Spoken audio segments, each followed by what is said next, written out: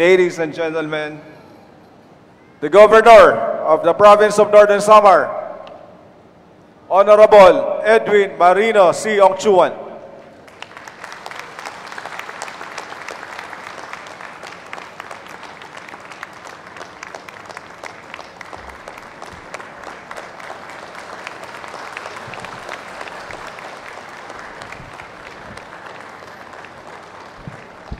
Please be seated.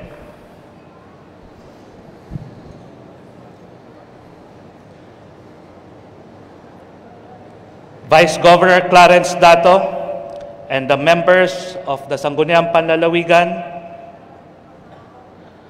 Congressman Paul Dasa of the 1st District, Congressman Harris Ongchuan of the 2nd District, my dear mayors, vice mayors, and members of the Sangguniang Bayan, barangay leaders, men and women in uniform, and fellow government workers. A pleasant afternoon to all of you. Ako po ay lubos na nagpapasalamat sa akong kapikas, my one and only, si Bless, sa walang sawang sumusuporta sa aking mga alituntunin, sa aking mga anak, si Felici, si Emil, and si Ethan, sa pag-intindi na may kahati na sila sa atensyon at oras na kailangang ibigay ko sa ating minamahal na probinsya. Very memorable po itong sopa dahil lubos po akong nagagalak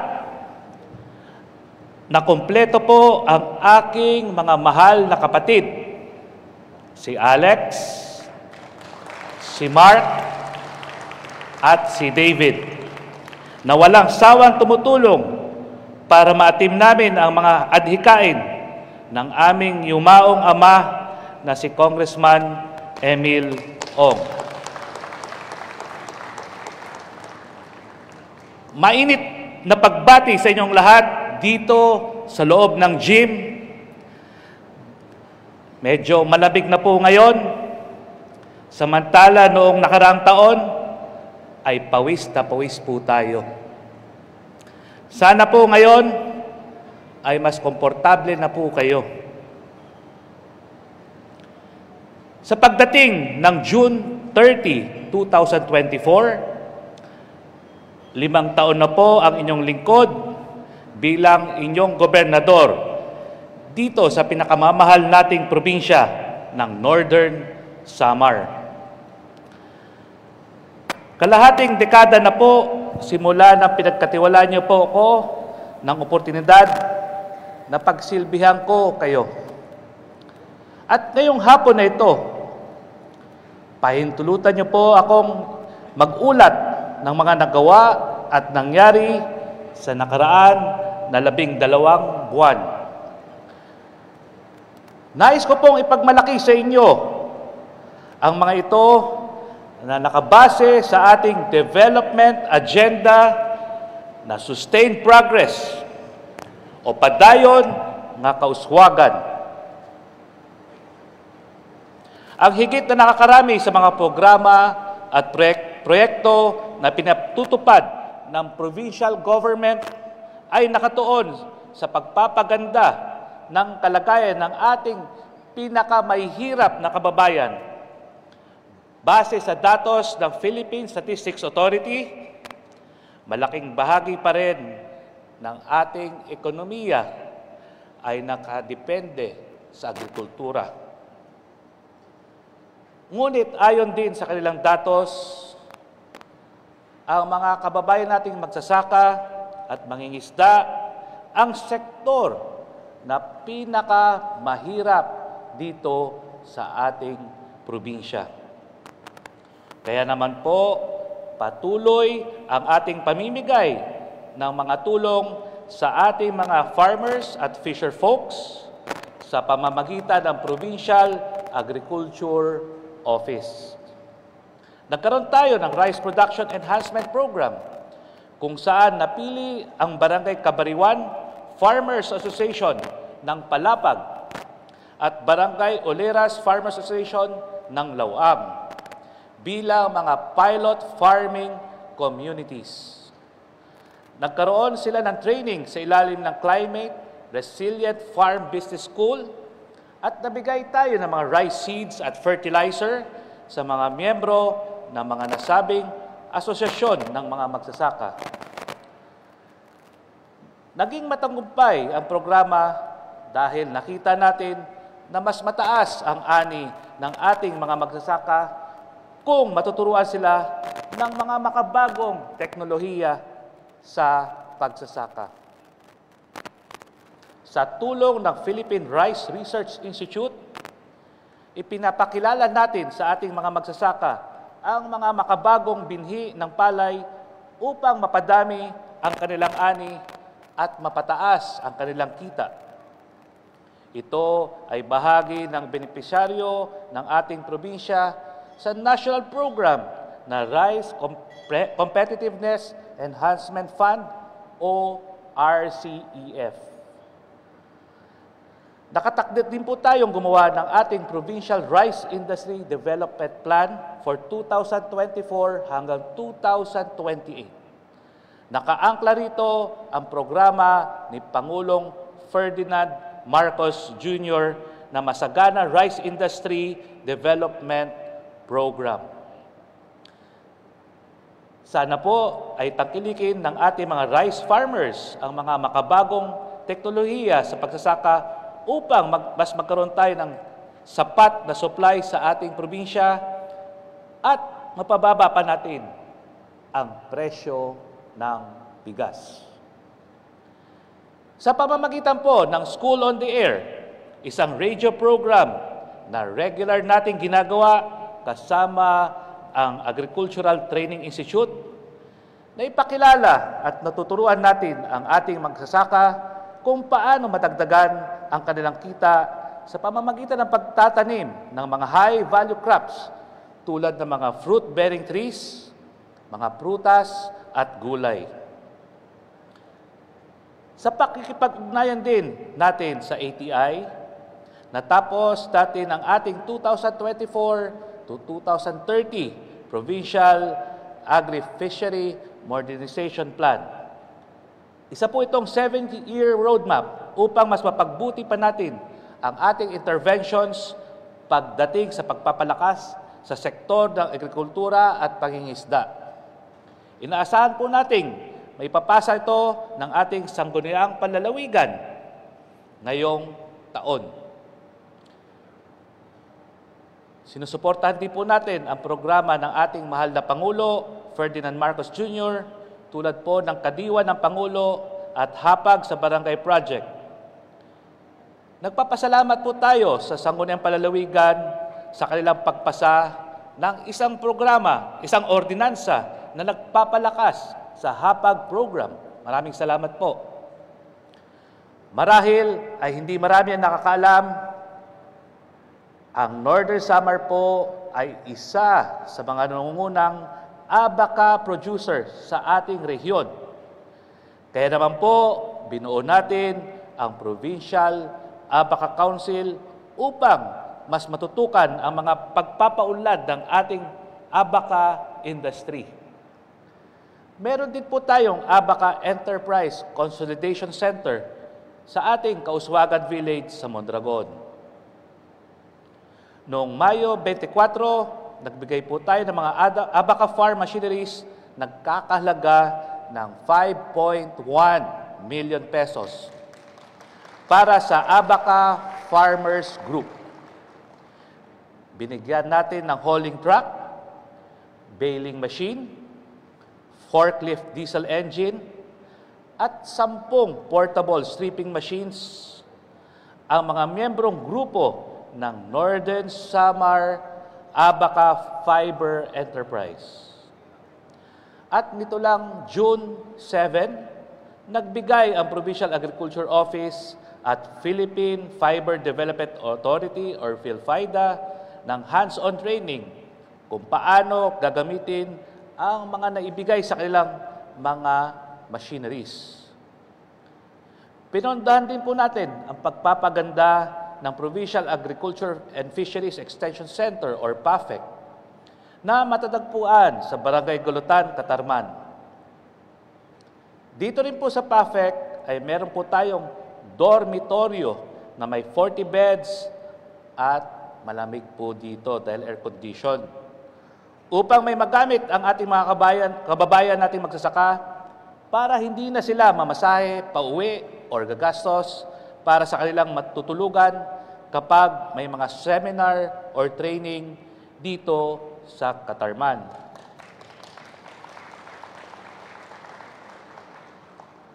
Nagagamit na rin po ng provincial government ang lupang pag-aari natin sa Pambuhan o ang Libas Estate Multiplier Farm. Sa ngayon po ay may mga nakatanim dito, mga gulay tulad ng ampalaya, sitaw, upo, okra at bell pepper. At mga prutas tulad din po ng pinya at dragon fruit.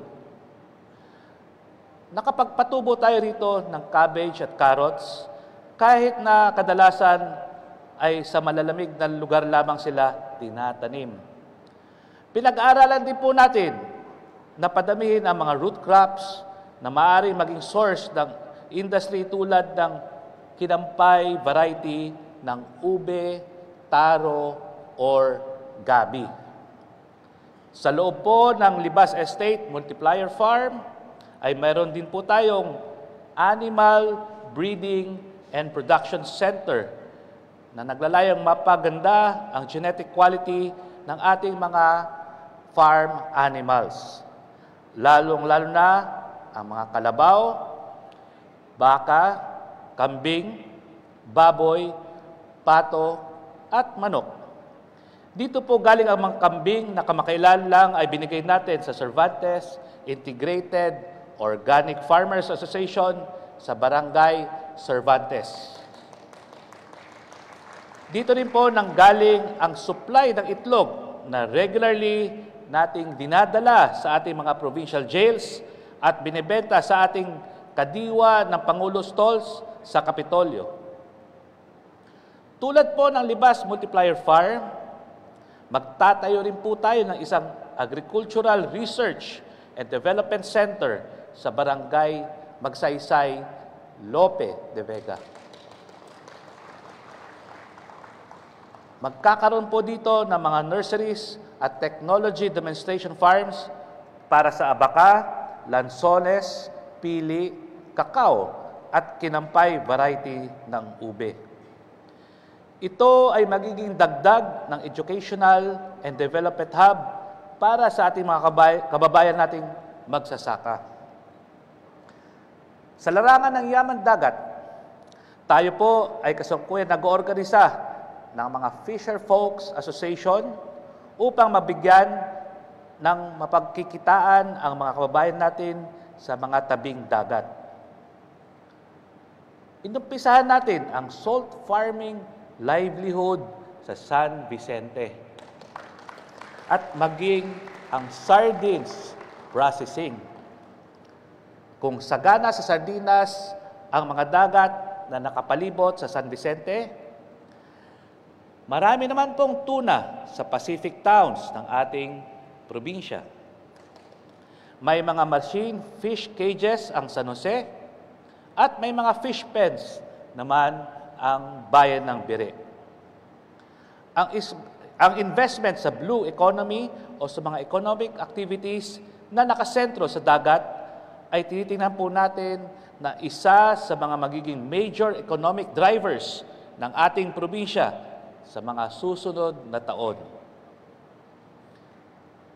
Marahil ay konti lang po ang nakakaalam.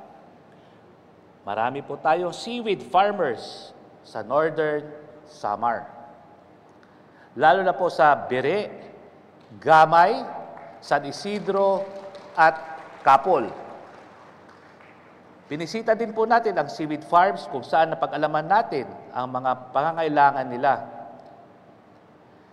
Bilang pagsuporta natin sa ating aquaculture industry, bumili po ang probinsya ng 2 bantay dagat patrol boats upang siguraduhin mapangalagaan ang ating mga yamang dagat at walang mga illegal na aktibidades na nangyari sa ating mga municipal waters.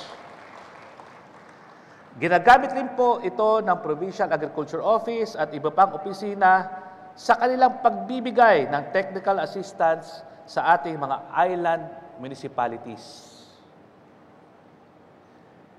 Hindi natin may kakaila na sa panahon ngayon, hindi popular sa mga kabataan ang pagsasaka, pagtatrabaho sa bukid o mga katulad na gawain. Ngunit para makamtan natin ang food security at sufficiency, kailangan tuloy-tuloy na may bagong henerasyon ng ibabaw nun na bibigyan halaga ang pagpapayabong ng mga sakahan at kalupaan. Kaya naman po, sisimulan na po natin sa susunod na taon ang scholarship program para sa mga college students na kukuha ng kurso ng BS Agriculture. Sasagutin po ng probinsya ang tuition at miscellaneous fees, books at uniform allowance, at stipend ng mga estudyanteng papasa sa screening process.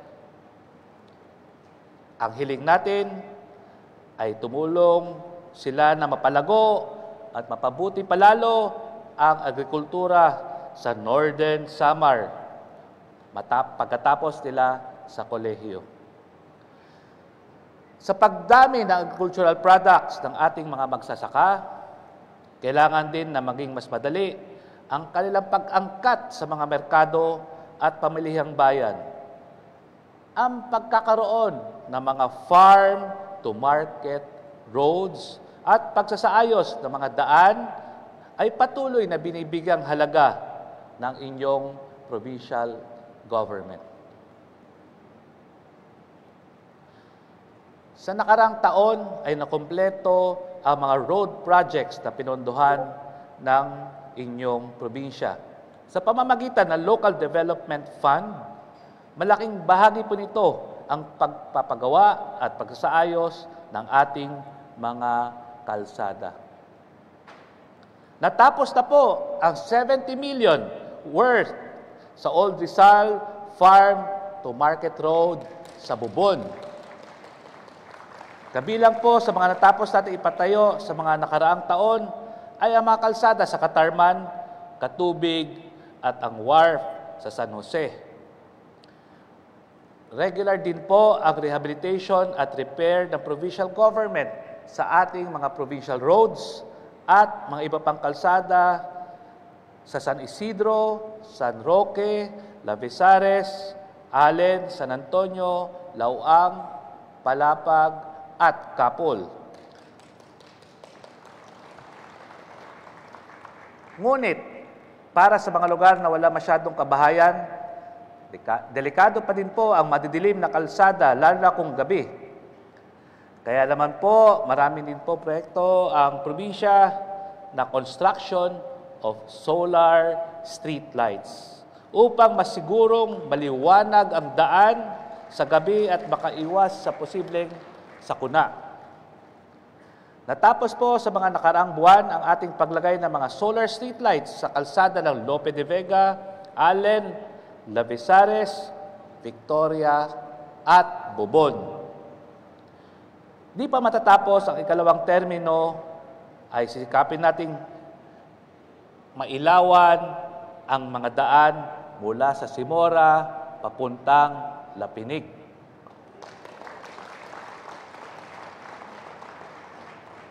Alam ko pong marami sa ating mga kababayan ang walang access sa kahit anumang level 2 na water supply system.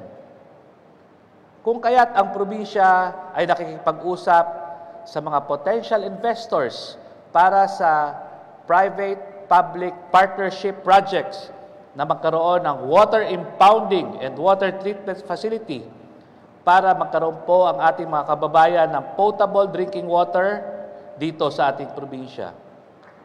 Ang water impounding projects ay magbibigay din daan para sa mabigyan solusyon para maibsan ang mga baha dito sa ating bayan. Pagdating naman sa mas marami at malalaking proyekto, ang inyong lingkod ay buong puso po nagpapasalamat sa ating mga kinatawan sa Kongreso. Congressman Paul Daza ng 1st District, Congressman Harris Ongchua ng 2nd District, para po sa kanila aktibong pagsisiguro na mapondohan sa ilalim ng GAA ang mga malalaking road at infrastructure projects dito po sa ating mahal na probinsya. Higit sa lahat, nagpapasalamat tayo sa pagkukumpleto ng Samar Pacific Coastal Road 1 o mas kilala nating Simora Road. Mas mabilis at mas mura na ang pagbiyahe ng mga tao sa kanilang mga produkto mula sa Pacific towns ng Palapag, Mapanas, Gamay at Lapinig patungo sa ibang bayan dito sa ating probinsya. Maalala ko po nung ako'y bata pa, kasama po ako ng aking yumaong ama ni Congressman Emil Ong na buwabiyahe sa Pacific Towns nung ako ay 13 anyos pa lang po. Naranasan ko pong sumakay sa pump boat, 2 pump boat yon na maliit at tatawirin namin ang dagat Pasifiko. Hindi ko po makita ang katabi naming pump boat sa laki ng alon. Dahil natatakpan po sa taas po ng alon. Nakakatakot at mapanganib po ang makaransang yon, ngunit hindi na ito ngayon. Nakakalungkot nga lang at di na naabutan ng aking ama na talagang madugtungan ng gusto ang mga daanan ito. Noong July last year, kasama po natin si Pangulong Marcos sa inaugurasyon ng SPCR-1. Sa pagkakataong yon mismo, di niya kinumpirma na pupondohan ng national government ang construction ng SPCR-2 na nagkakalaga ng 7.4 billion pesos na binubuo ng 2 tulay na magdudugtong sa isla ng Lawang sa mainland ng Northern Samar. Inaasahan po natin magkakaroon ng groundbreaking ang SPCR-2 ngayong November 2024. Mga igkasiko Nortehanon, mga Lawanganon, narinig na natin ang ating hiling pagkatapos ng mga ilang presidenteng dumaan. Gayunpaman, patuloy din nating hanapan ng pondo mula sa national government ang iba pang mga road network projects tulad ng San Isidro, Lope de Vega, Silvino Road Project, ang Tri-Boundary Road Network na mag-uugnay ng Las Tabas sa Matuginaw, Samar at Hipapad, Eastern Samar. Kasabay ng pagkakaroon ng mas maayos na mga kalsada ay ang pagpasok ng mga turista at mga mamumuhunan, pagpalaki ng mga negosyo at pagkakaroon ng mga kababayan natin ng mas maraming oportunidad na makapagtrabaho. Sa suporta na ibibigay ng ating sangguniang palalawigan, tayo ang kaunahang LGU na sumusuporta sa pananawagan ng Pangulo na magtayo ng mga green lanes for strategic investments sa pamamagitan ng MOA sa pagitan ng provincial government at ng mga LGUs. Meron na tayong Northern Samar One-Stop Shop Action Center dito sa Capitol Complex. Maraming salamat po sa mga mayors. Dahil dito, nahikayat natin ang LBS Digital Infrastructure ng magtatayo ng mga common cell sites. Ang Copenhagen Infrastructure Partners. Malapit na rin po matapos ang wind farm ng Aboitiz Infrastructures sa kanilang offshore wind project dito po sa bayan ng San Isidro ngayong darating na Mayo 2025. Ito pong wind farm projects ay makaka-generate ng 206 megawatts at ang Energies PH na magkakaroon po ng tidal current energy dito po sa bayan ng Kapul. Patuloy din po nating sinusuportahan ang Norsamelco sa kanilang paglalayon na lahat ng kababayan natin ay magkaroon na ng linya ng kuryente. Nakikipag-usap din tayo sa NGCP para masigurado na meron tayong matatag na supply na kuryente sa Northern Samar. Nang sa gayon ay mas maging kaaya-aya ang ating lugar sa mga magtatayo ng mga negosyo. Katumbas ng pagdami ng negosyo ay ang pagdami ng trabaho at pagtaas ng kita ng bawat pamilya.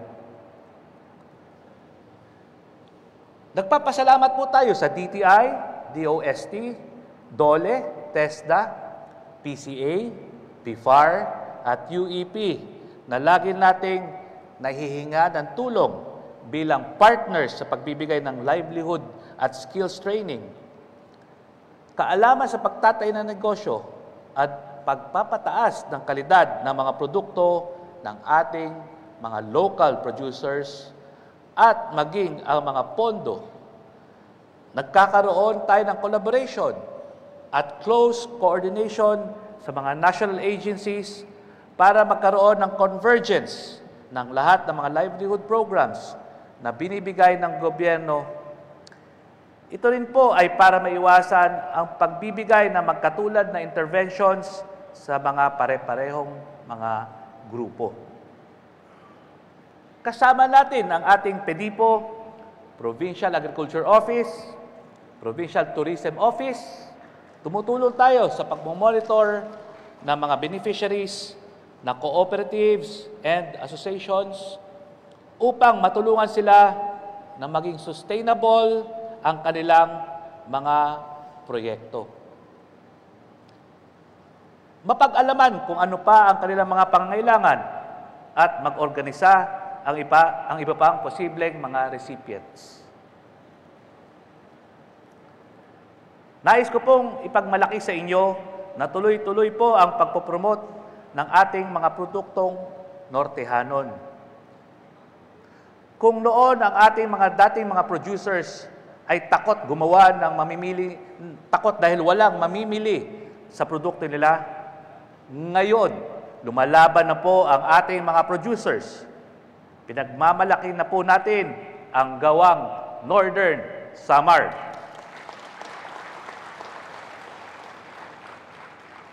Dito lang noong Mayo 16 hanggang Mayo 19 ngayong taon, ang Northern Samar po ang pinakaunang probinsya, maliban sa Leyte, na nagdaos ng Provincial Trade Fair sa Tacloban City. Sa loob ng 4 na araw, umabot sa halos 2 milyong piso ang cash and book sales ng ating mga SMEs na naging bahagi ng Heritage Month Trade Fair. Noong October 11, last year, nagkaroon din ng Eastern Visayas Trade Fair sa SM Mega Mall at ang ating mga local producers ay nagtala ng kabuuang benta na mahigit 7 million pesos. Pangalawa sa 6 na probinsya dito sa ating rehiyon. Ito po ay patunay na masasarap ang ating mga pagkain habang magaganda at de kalidad naman ang ating mga handicrafts. Mas pinaganda din po natin ang ating pasalubong center. Salamat po sa aking unang ginang. Wala po akong pangalawang ginang. Ay mapupuntahan ng ating mga kababayan at turista kung nais nilang matikman at masubukan ang mga gawang delicacies at handicrafts ng ating mga local producers. Patuloy din ang construction ng Kauswagan Center, kung saan dito gagawin ang shared facilities, kung saan pwedeng marentahan ng ating mga producers sa tamang halaga ang mga production area upang makagawa ng mga produkto na nasa food safety standard na siyang requirement sa mga food products. Ito din ay magiging isang training area. Inaasahan natin magtutuloy ang second phase ito kung saan nandun din po ang auditorium at dormitoryo para sa ating mga kapwa Nortehanon na mula sa malalayong lugar na gustong sumali sa mga seminars dito po sa Katarman. Siyempre, nandyan din po lagi ang NS Peso na laging handang tumulong sa ating kapwa Nortehanon, partikular na sa mga kabataang naghahanap ng trabaho. Dahil sa kanilang matagumpay na pagbibigay ng career guidance, epektibong employment facilitation, ang ating pinagmamalaking NS Peso ay laging itinatanghal bilang the best provincial peso at the list na nominado sa National Best Peso Award. Ang pagkakaroon ng mga ganitong pagkakilala ay isang patunay bilang mga ehensya o bahagi ng gobyerno na ginagawa ng maayos ang ating mandato.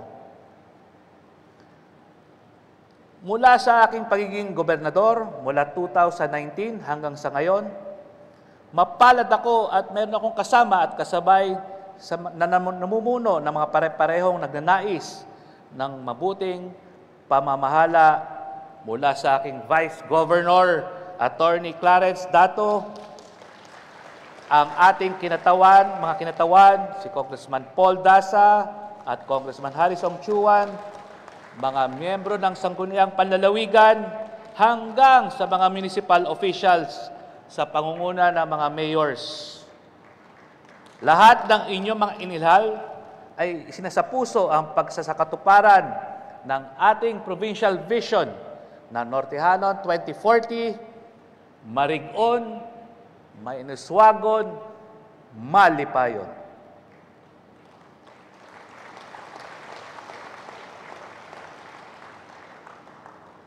Nagkakaroon din po tayo ng buwanang aktibidad na tinatawag nating Huro Himang Raw, kung saan iniimbitahan po natin ang mga punong barangay na nagdadiriwang ng kanilang kaarawan sa kaparehong buwan.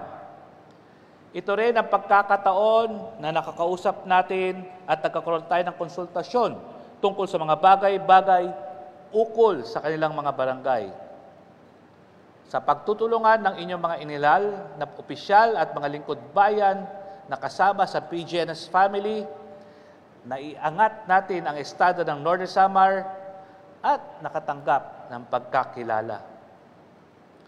Sa 2023 Cities and Municipalities Competitiveness Index, umakyat ang ranking ng ating probinsya sa 55th place. 18 notches na mas mataas kumpara sa rank 73 out of 82 provinces noong 2022. Ibig sabihin po nito ay umangat ng pangkalahatang grado ang ating mga component municipalities sa 5 pillars ng CMCI. Sa inilabas na COA Audit Report noong nakarang taon, ang ating probinsya ay nagtala ng 20% reduction sa ating mga liabilities o pananagutan sa pagitan ng 2022 at 2021. Ito ay pagpapakita na maayos na paggastos at matagumpay na revenue generations dito sa ating probinsya. Para sa taong 2023, ang locally sourced revenue na ating nakolekta ay umabot ng 216 million pesos. Katumbas ng 28.6% increase mula sa kinita natin noong 2022. Ang percentage ng pagtaas ay mas mataas din kumpara sa 17% increase sa pagitan ng 2022 at 2021. Base sa ulat mula sa Bureau of Local Government Finance, ang Northern Samar po ay rank 2 sa mga probinsya dito sa ating region pagdating sa collection ng real property tax, rank 2 sa collection ng business tax, at rank 3 sa collection ng fees and charges. Sa tatlong kategorya, nakapagtala po tayo ng collection performance na 120% o higit pa. Kung napapansin po ninyo sa tema ng ating 2024 Ibabaw Festival, pinapangatawan na po natin ngayon na isa na po tayong first-class province.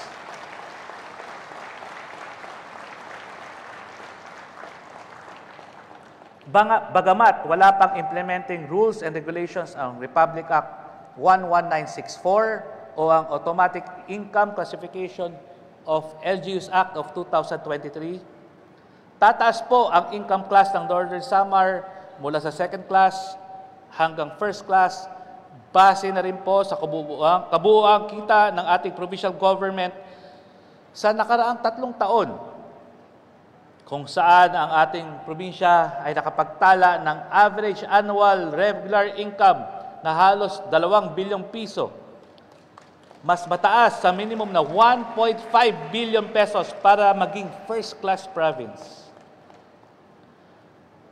At ang pinakamataas na pagkakilala na ating natanggap sa nakaraang taon ay ang Seal of Good Local Governance or SGLG.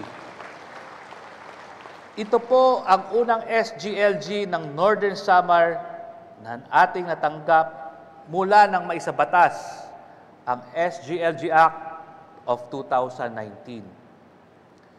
Ibig sabihin po ay naipasa ng ating probinsya ang 10 governance area or indicators. Ito po ay pagpapakita ng provincial government of Northern Samar sa ating mga kapwa ibabaw nun ng ating kahusayan at katapatan sa pagserbisyo at pamamahala.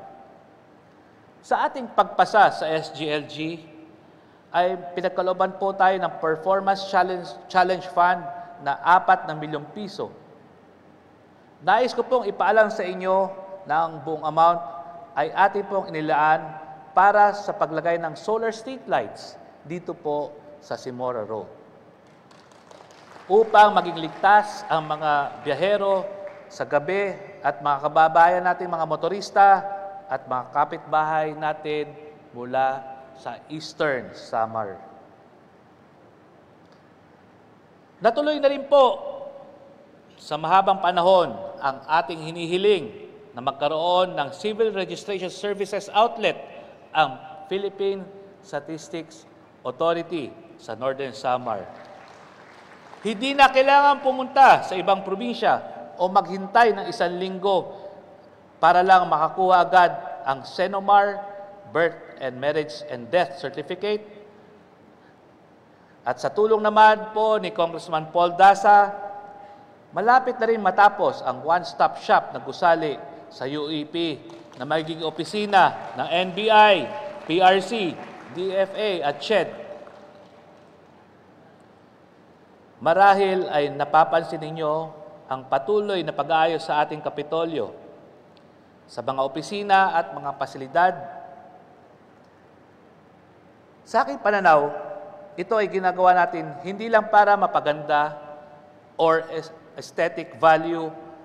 Ginagawa natin ito upang maging maayos ang working conditions ng ating mga empleyado nang sa gayon ay masaayos natin at magampanan ang ating mga tungkulin ng pagbibigay serbisyo sa ating probinsya. Kapag maayos ang pagtatrabaho, hindi imposibleng mapansin ng national government ang ating mga ginagawa at mabigyan tayo ng pagkakilala. Pagdating sa kausaping katatagan, nakakuha din po tayo muli ng pakilalang Gawad Kalasag Awardee.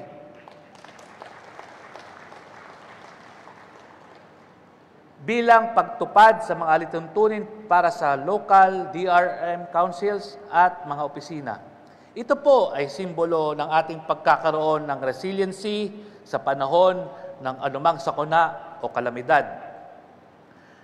Sa mga panahon na wala masyadong kalamidad na naranasan dito sa probinsya, lalong-lalo na ang unang bahagi ng taon, tuloy-tuloy po ang ating pagpagawa ng mga evacuation centers at mga pang-disaster mitigation strategies.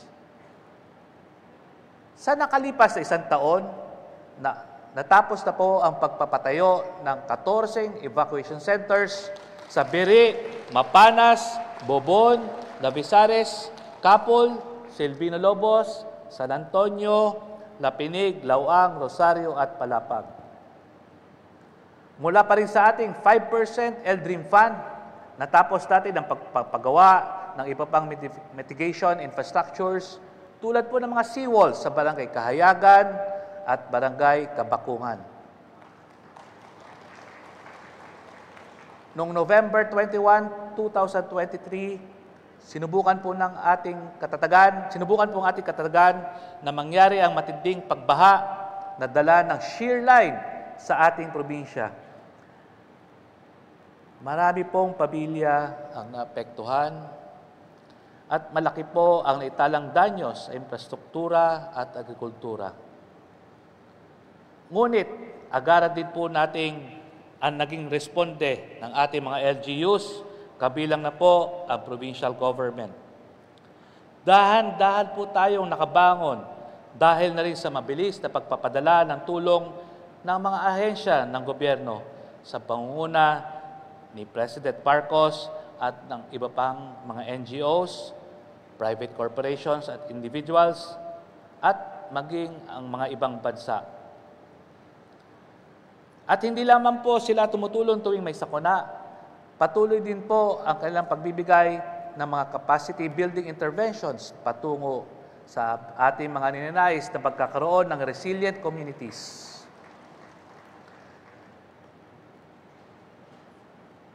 Kaugnay nito, meron din po tayong MOA sa pagitan ng PGNS at University of the Philippines, Los Baños.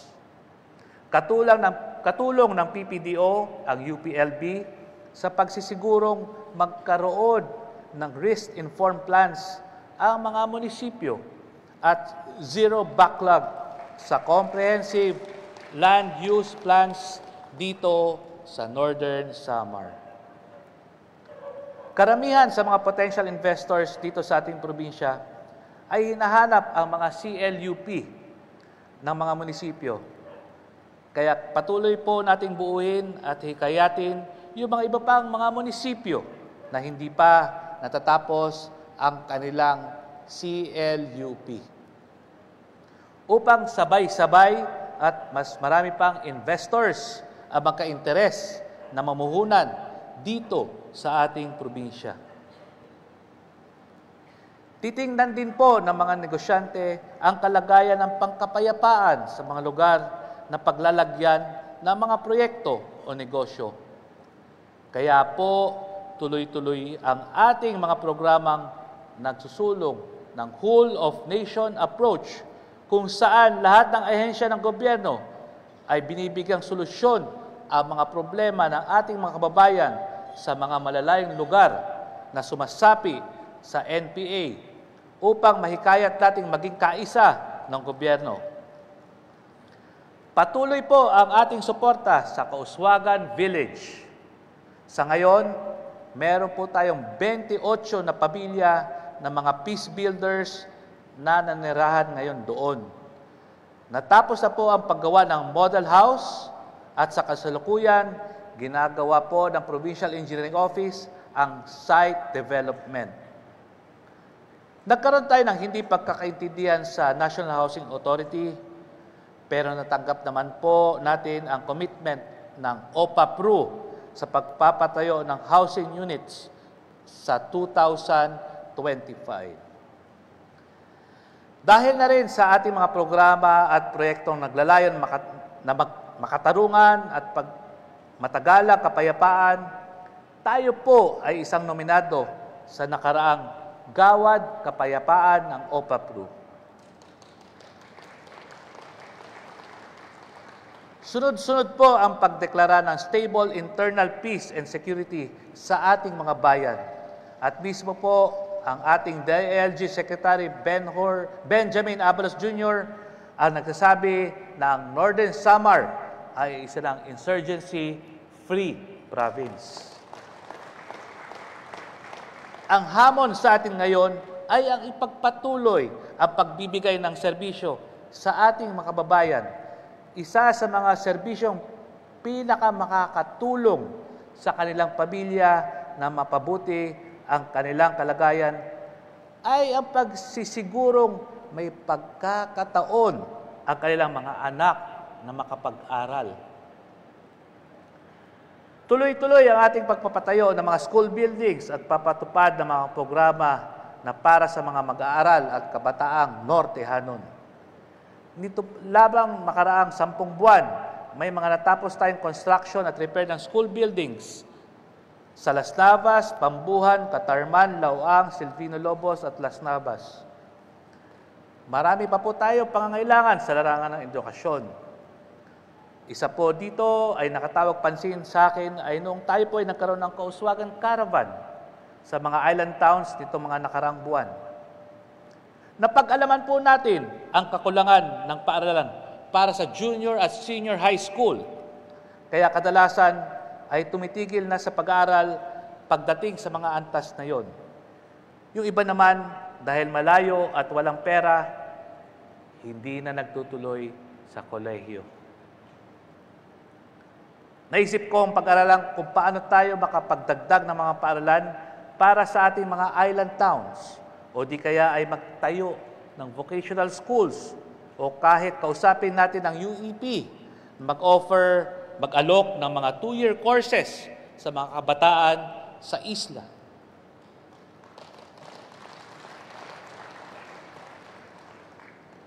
Pinag-aaralan din natin na ituloy at tapusin ang hindi natapos na dormitoryo sa UEP upang maging libreng tahanan sa mga karapat-dapat na mga scholar na nanggagaling sa isla.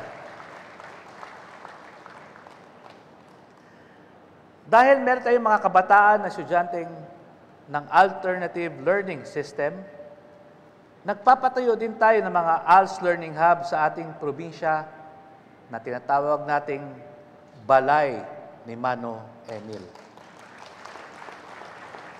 Noong September 2023, natapos ang Balay ni Mano Emil sa Pambuhan at itong February 2024 ay ang Balay ni Mano Emil sa Silvino Lobos. Sa ngayon ay kulang pa rin po ang available items ng DepEd Division of Northern Samar para sa ating mga mahal na guro. Kaya naman po ay kumuha at nagpapasweldo ang provincial government para sa mga provincial paid teachers at learning support aides para matulungan ang ating mga kabataan na mapataas ang kanilang kakayahan sa reading, writing, at arithmetic.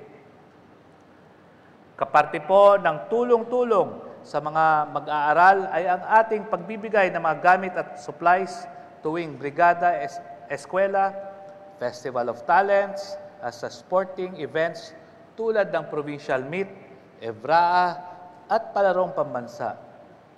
Kahit papaano, ay nag-improve naman ang ating performance sa kakatapos lang pong Evraa sa Ormoc City. Binibigyan din po natin ng incentives ang ating mga top-notchers sa iba't ibang board at licensure exams. Sana po ay magsilbing inspirasyon sa iba pang kabataang Nortehanon ang tulad ni na Angie, Chrislyn, Architect John Fitz, Dr. Ana Marie at Engineer Jonel. Sa pakikipagtulungan ni Congressman Harris Ongchuan, Na-facilitate din natin ang pamimigay ng 25,000 pesos sa 31 na indigent college students sa ilalim ng SMART program ng CHED. Patuloy pa rin po ang ating pagsuporta at pagpaparami ng ating mga scholar ng probinsya. Hindi lang po financial na tulong ang ginagawa ng gobyerno probinsyal, kundi pati na rin ang mga social, psychological aspects na kung saan katulong ng Provincial Youth Development Office na nagkakaroon po tayo ng summit at mga activities para pag-usapan ang mga isyong kinaharap ng mga kabataan. Mga usaping pangkomunidad upang maunawaan ng kabataan ang halaga nila sa ating bayan at kung ano ang pwede nilang may tulong para sa ating bayan. Nais ko pong batiin ang PYDO sa pagsisimula ng kanilang sariling Kabataan Caravan, kung saan nagkaroon sila ng serbisyo caravan para sa mga kabataan ng iba't ibang barangay. Ako rin po ay nagpapasalamat sa SK Federation para sa kanilang pagtulong sa ilang mga activities sa Ibabaw Festival. Masarap isipin na ang mga kabataang Nortehanon ay may pakialam at pagmamahal sa kapwa. Ipapatuloy sana ninyo ang inyong mga naumpisahan. Kasama ng edukasyon at mga programang pagkabataan ang pagbibigay ng mga social services tulad ng social welfare, healthcare, and nutrition services ay kabilang sa maituturing natin malapit sa puso ng mga kapwa nating Nortehano. At inaasa nilang pagbutihin pa natin sa gobyerno. Ang atin pong PSWDO ay patuloy sa pamimigay ng serbisyo sa mga iba't ibang vulnerable at marginalized groups dito sa ating lipunan. Talaga naman pong from womb to tomb. Mula pa sa tiyan ng nanay hanggang sa libingan ang kanilang pinamamahaging tulong sa mga nangangailangan. Patuloy po ang pagtanggap natin ng Salingap Center ng mga bata at buntis na biktima ng pang-aabuso, pagpapabaya ng magulang o kaharasan. Inaayos po natin sa ngayon ang facility sa ilalim ng Kwarto ni Neneng Project para magsilbing initial isolation o personal room ng mga bagong pasok sa Lingap Center. Gayunpaman, patuloy pa rin ang pagbibigay natin ng mga intervention upang mapagtagumpayan nila ang kanilang mga masasamang karanasan. Ang atin naman pong Balay Darangpan para sa mga peace builders or former rebels ay patapos na ang expansion projects. Mula sa kasalukuyang 30 persona na capacity, maaari na tumanggap ang Darangpan ng hanggang 80 na peace builders per batch. Kabilang sa expansion ang pagtatalaga ng isang workstation na ipapa-accredit natin sa DOST as a training center kung saan gagawa ang mga peace builders ng mga produktong natutunan nila sa kanilang mga skills at livelihood training. Bagamat naantala ang ginagawang pagpatayo ng Bahay Pag-asa at aabutin ng dulo ng taong ito bago ito matapos, sisimulan naman ngayong taon ang pagbibigay ng mga trainings at iba pang capacity development activities para sa magiging center manager at personnel. Inaasahan natin sa sunod na taon ay magiging operational na ang nasabing pasilidad at handa nang tumanggap ng mga children in conflict with the law o yung mga bata at teenagers na naliligaw ng landas. Sa tulong ng Provincial Council for the Protection of Children, nagkaroon rin po tayo ng updating ng ating Provincial Children's Welfare Code upang mapasama ang mga batas patungkol sa mga bata mula 2018 hanggang sa kasulukuyang taon. Muli din po nating pinapalakas ang mga organisasyon ng iba't ibang vulnerable groups.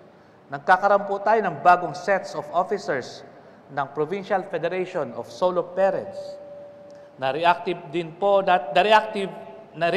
din po natin ang grupo ng mga out-of-school youth sa ilalim ng Pag-asa Youth Association of the Philippines o PYAP at naiparehistro natin sila sa Youth Organization Registration Program ng NYC. Sa pamamagitan ng ating Provincial Federation of PWDs in Northern Samar, nagkaroon na po ng boses ang ating mga PWDs sa mga LGUs. Meron na rin po tayong Provincial Advisory Council para sa 4Ps upang tanggapin ang mga graduate sa 7-year program ng DSWD. Para naman po sa ating mga senior citizens, malugod ko pong pinabalita na naipasa po natin sa ating sangguniang palalawigan at napirmahan ko na po ang ordinansang naglalayon na mabigyan ng financial incentives ang lahat ng senior citizens pagtungtong nila sa edad na 80, 90 at 100. Ito po ay dagdag ng probinsya sa mga incentives na binibigyan sa inyo ng national government at ng inyong mga munisipyo kung meron man po. Sa ilalim po ng ating Provincial Social Amelioration Program, Basic Grant or PSAP-BG, nagbigyan po natin ng burial assistance na nagkakahalaga ng mahigit 5 milyong piso ang mahigit 1,000 nating kababayan noong 2023. Nasa 1,436 naman po ang nakatanggap ng medical assistance na mahigit 4.2 million pesos. Mahigit 500 kababayan naman po ang nabigyan ng financial assistance na aabot sa 1.8 million pesos. Habang mahigit 200 ang nakatanggap ng food and cash and transportation assistance. Hindi po lahat ng makakapunta sa ating Kapitolyo upang direkta nating mabigyan ng tulong. Kaya naman po patuloy nating dinadala ang ating mga serbisyo kasama ang iba't ibang national government agencies, NGOs at private sector sa mga malalayong lugar dito sa ating probinsya. Sa nakaraang 11 months, nakapagkondukto tayo ng kauswagang caravan sa mahigit 75 barangays mula sa 8 munisipyo. Mahigit na 21,000 na pamilya o 75,600 na residente ang nabigyan po natin ng samut-saring tulong. Ang natitirang 5 bayan na hindi pa natin napuntahan ay inaasahan nating mapupuntahan ngayong taon. Una na dyan ang San Antonio na pagdadarusan ng ating caravan ngayong June 21. Narito po ang isang audio-visual presentation ng mga caravan na kinondukto nating nitong nakalipas na mga buwan.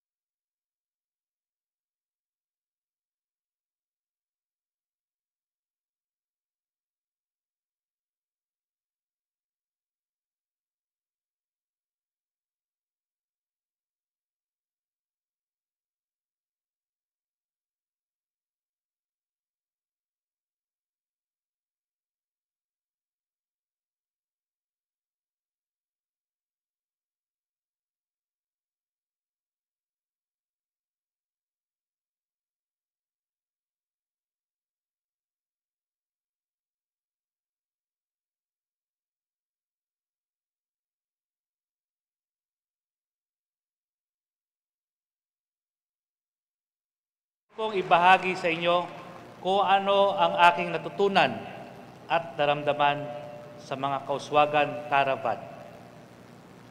Nakamit natin ang layunin na makapagbigay sa iba't ibang serbisyo sa ating mga kapwa Nortehanon sa mga malalayong barangay.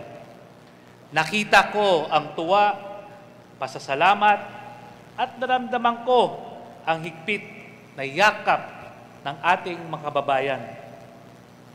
Pero ang isang pinakamagandang nangyari sa Kauswagan Caravan na ating nakamit ay may paramdam sa ating mga kapatid na hindi lang government services ang naipapaabot natin sa kanila, kundi ang ating pagmamahal. Nung una, akala ko po ay pinapahirapan ko ang mga kapwa ko empleyado dahil dinadala ko po sila sa mga malalayong lugar. Ngunit ako po ay nagkamali.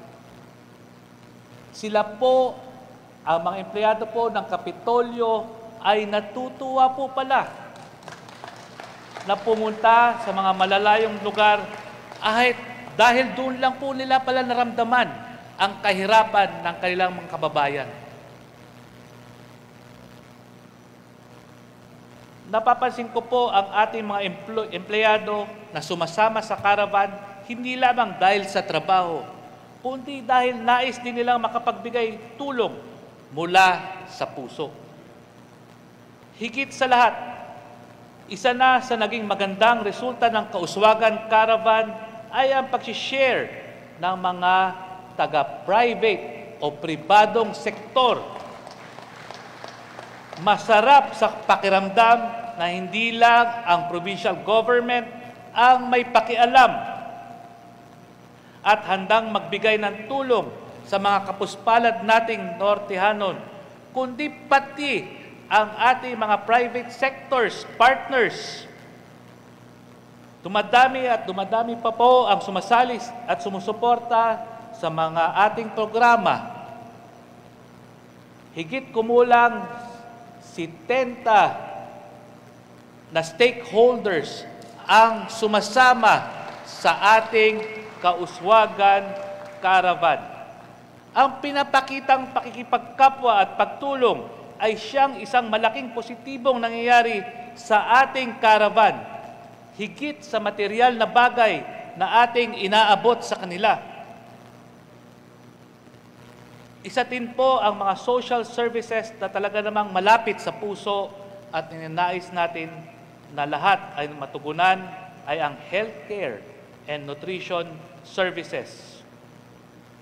Ang estado ng health and nutrition sa Northern Samar ay magkahalong positibo at negatibo. Ang mga resulta sa iba't ibang indicators na ating binabantayan. Pagdating sa malnutrition, naibaba natin ang bilang ng mga batang stunted o mababa ang tangkad para sa kanilang edad mula 18.86% noong 2021 papuntang 15.1% nitong 2023. Sa mga bata naman na mababa ang timbang para sa kanilang tangkad, may 2.4% na kaso na wasting na naitala. Mas mababa sa 3.7% noong 2021. Ngunit, bagsak naman tayo sa mga indicators na bilang ng mga batang kompleto ang bakuna at bilang ng mga nanganak na nagkaroon ng 4 o higit pang prenatal check-up.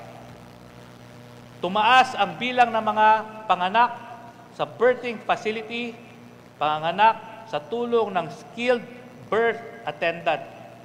Ngunit mas mababa pa rin sa national target. Sinasabi ko po ito sa inyo na kahit negatibo, dahil hindi naman po namin kakayanin sa provincial government na maipasa ang mga targets na ito kung walang kooperasyon nating lahat.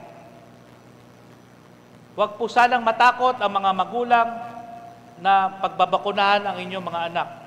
Kailangan po nating bawasan ang mga panonood sa mga nagsasabi sa social media na masama ang pagbabakuna. Para naman po sa mga buntis, gawin sana po nating makapagkonsulta sa ating mga barangay health stations at mga rural health unit. Nang mas madalas pa sa 3 beses, hindi po bawal magpa-check up kahit buwan-buwan. Mula sa aking mga nabanggit na pasilidad, hindi lang kayo mag-check up, mabibigyan po kayo ng mga bitamina na makakabuti sa kalusugan ninyo at ng sa inyong ipinagbubuntis.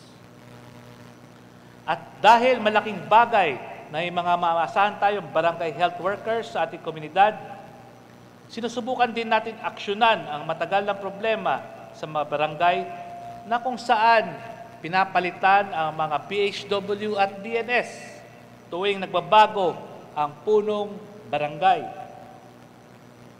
Upang mabigyan sila ng proteksyon at hindi masayang ang natatanggap nila mga trainings, tinutulungan tayo ni Board Member Jing Layon at ang buong Sangguniang Palalawigan na maipasa ang ordinansang naglalatag ng mekanismo upang manatili at mapagpatuloy ang serbisyo ng mga BHW kahit ano paman ang resulta ng susunod na barangay election.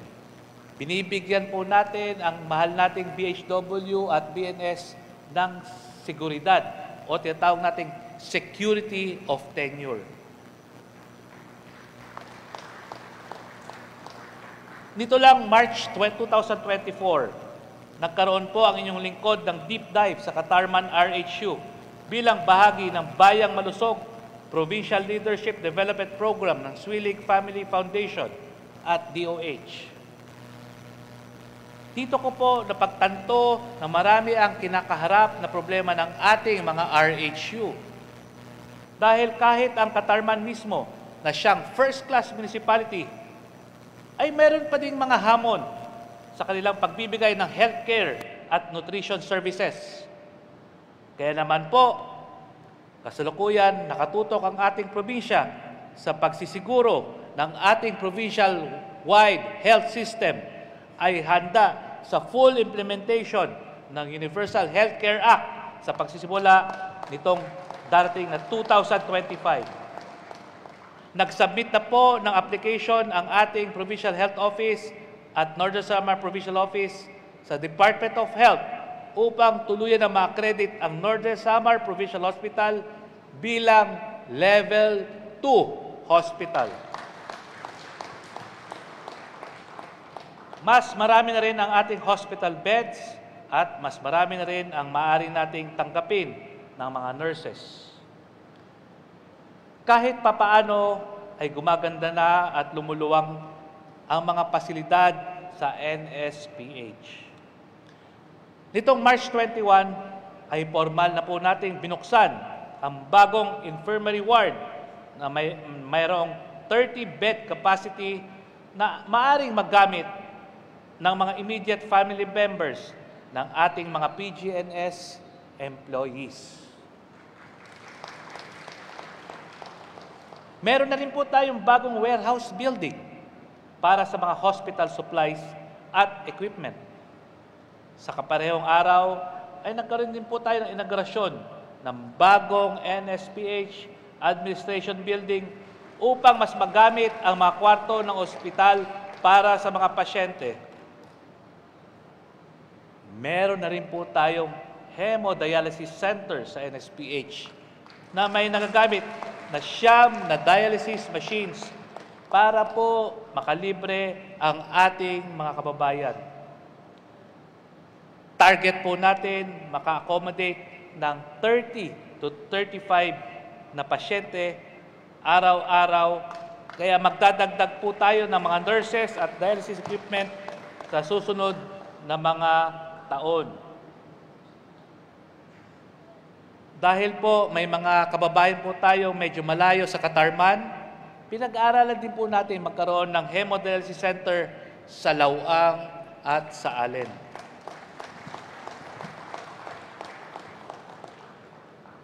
Nagpapasalamat din po tayo sa COICA at World Vision para sa kanilang binigay na 2 incubators para sa ating neonatal intensive care unit.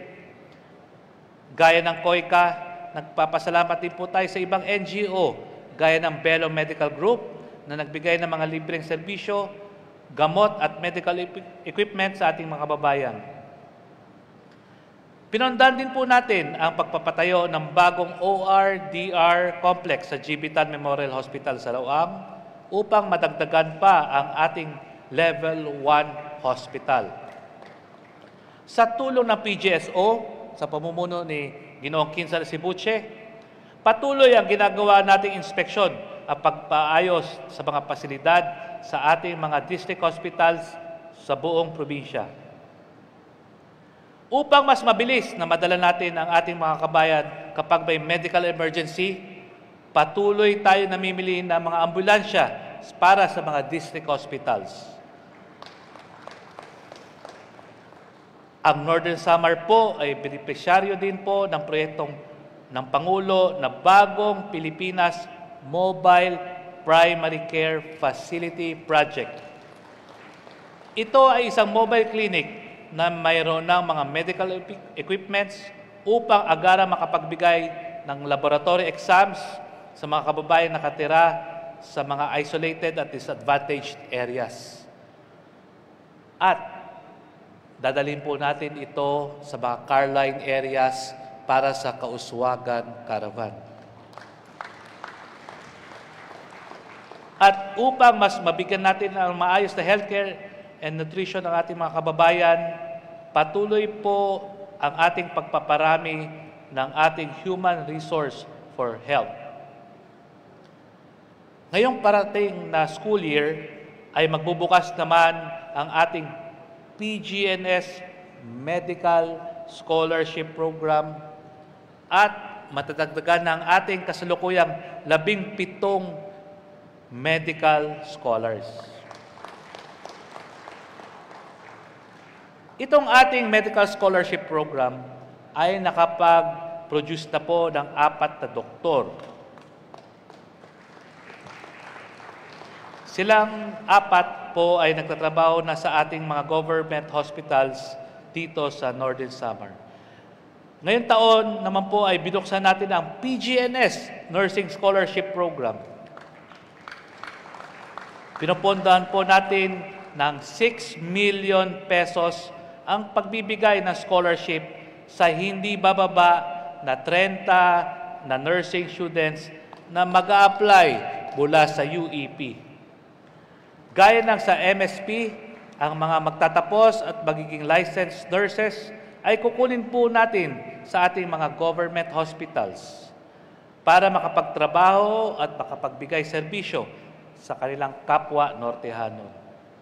Ngunit hindi pa po tayo nagtatapos sa nursing. Dahil marami pa pong mga health professionals ang kailangan natin sa ating bayan.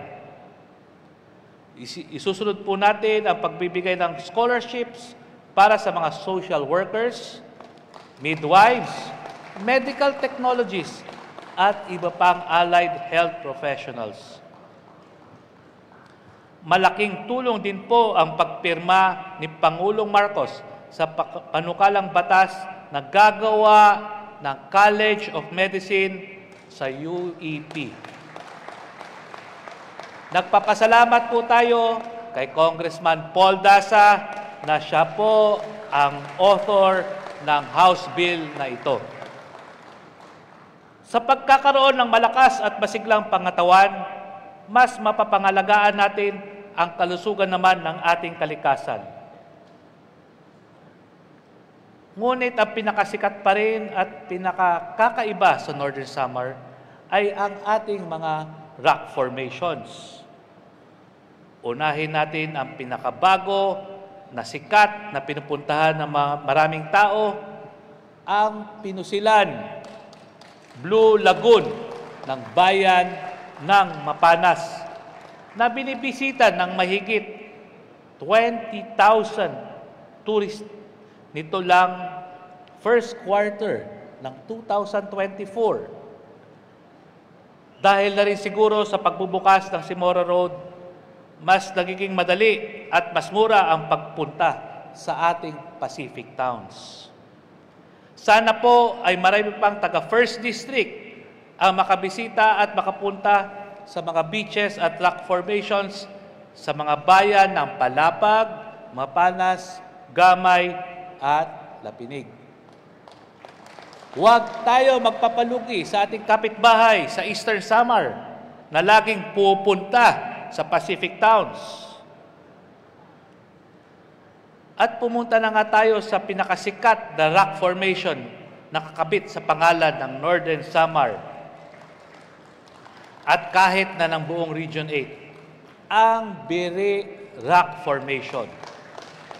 Nitong nakaraang buwan lang ay binisita tayo ng mga opisyal ng UNESCO, National Museum at iba pang mga heritage conservation advocates. Pinuntahan nila ang Biri Rock Formations at namangha sa kanilang nakita. Sa ngayon po ay tanging Bohol lamang ang UNESCO Global Geopark ng Pilipinas. Tutulungan at ilalaban po natin na ang Biri upang masunod na may deklarang UNESCO Global Geopark. Nais din po natin magkaroon ng green spaces at open park sa Northern Samar. Nagpapasalamat po tayo at suportado ng Sangguniang Palalawigan itong ating inisyatibo at ipinasa nila ang ordinansang magtatayo ng mga provincial public green spaces. Ang una po nating inadapt na public green space ay ang Dalakit Boulevard, kaya't asahan po ninyo na mas gaganda ang naturang lugar. Upang may pakilala natin sa buong mundo ang cultural heritage at natural resources ng Northern Samar, ang Ibabaw Festival ay sinimulan natin noong nakarang taon at tunay naman pong tinatangkilik ng ating mga kababayan. Kagabi po ay nakatalaga ang Facebook page ng Ibabaw Festival ng mahigit kumulang 1 million ang reach. Kagabi po sa Festival Dance Competition ay nag-register ng 287,000 views. Ang buo pong page ng Ibabaw Festival has reached an audience of over 1 million views. Dahil na rin sa naging matagumpay na pagdaraos ang ginawa nating mas mahaba ang selebrasyon ngayong taon na mas maraming aktibidades at mas malaki ang papremyo.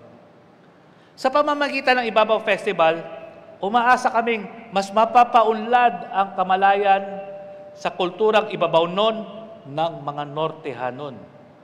At magbubunga ito ng mas malalim na pagpapahalaga sa kaysaysayan at pag-uunlad ng Northern Samar.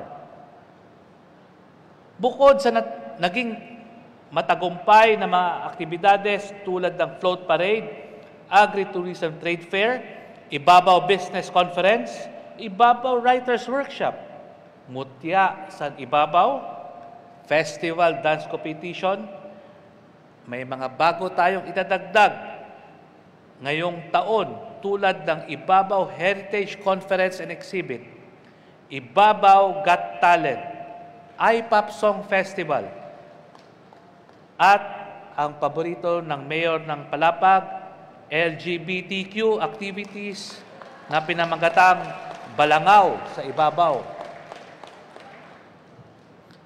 Siyempre po, marami din siguradong nag-enjoy at kinilig kay Sara at Mateo noong Sabado.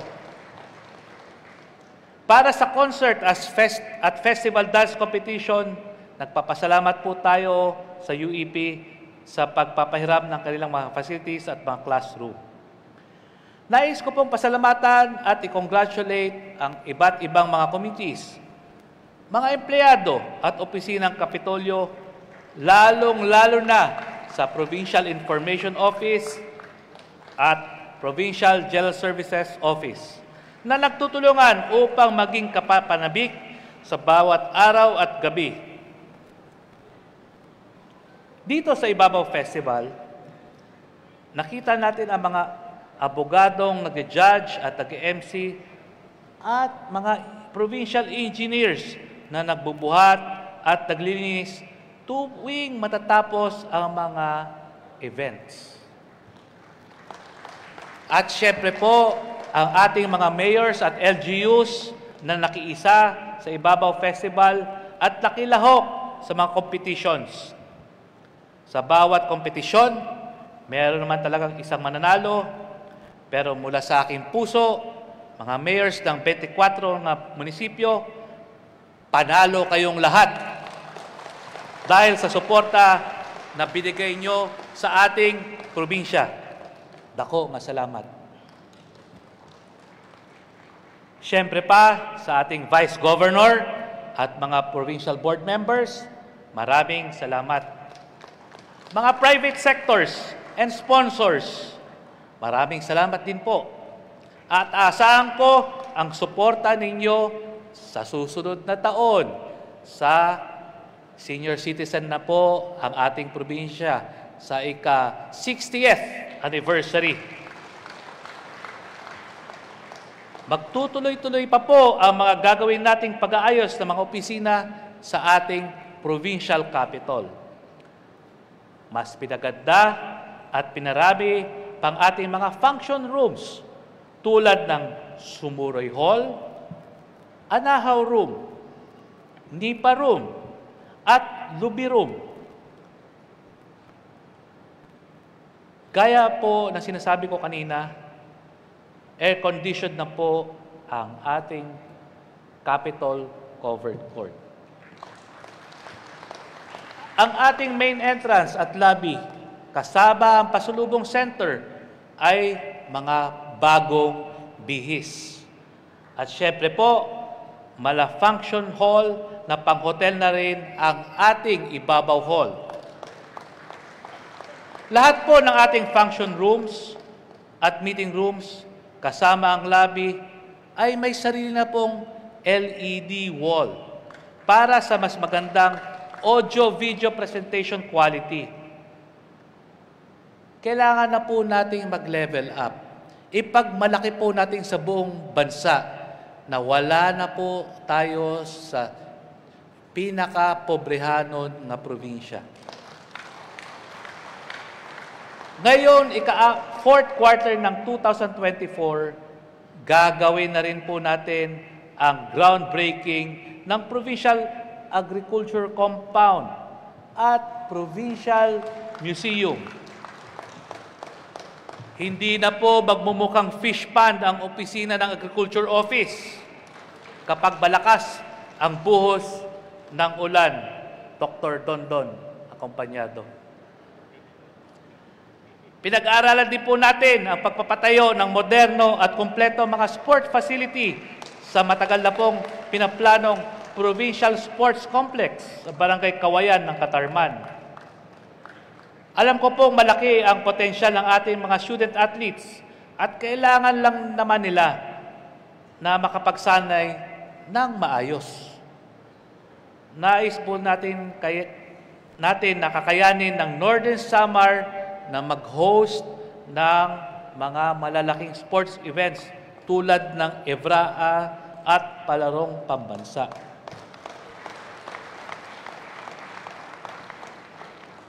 Sa larangan ng turismo, patuloy pa rin po ang ating mga plano na magtayo ng mga tourism rest stops sa ating mga tourism sites tulad ng Bire, Labezares at Mapanas.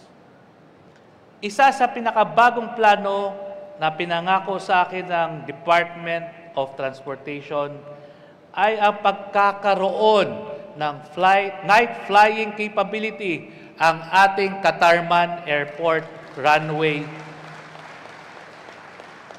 At dahil na rin po sa mas maraming pasahero, posibleng magtuloy-tuloy na ang additional Manila-Katarman-Manila flights per week.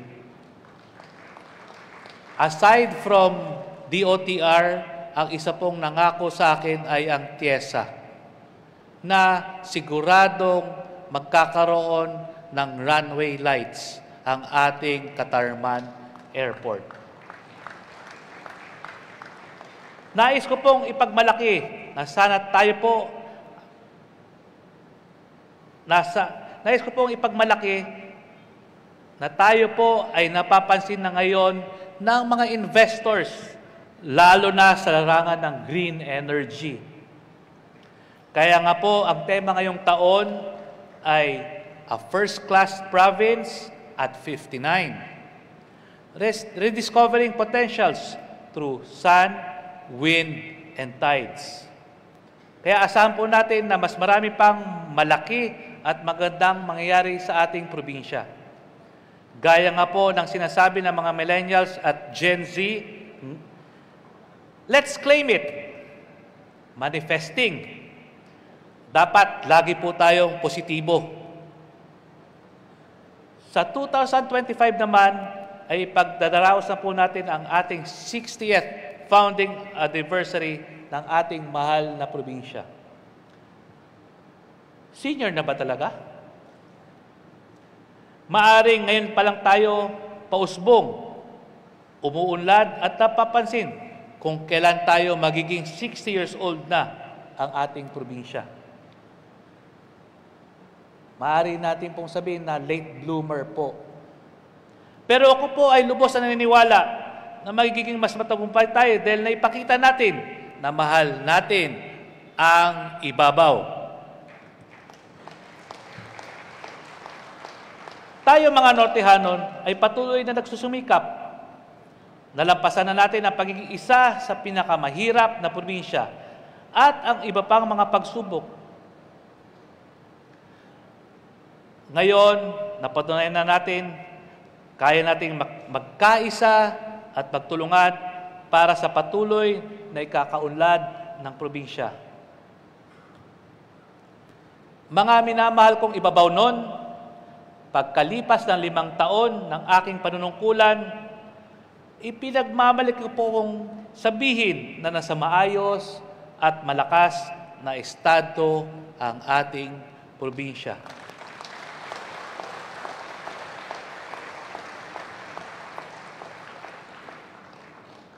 Patuloy tayong magiging marigon, mainuswagon, ngan malipayon.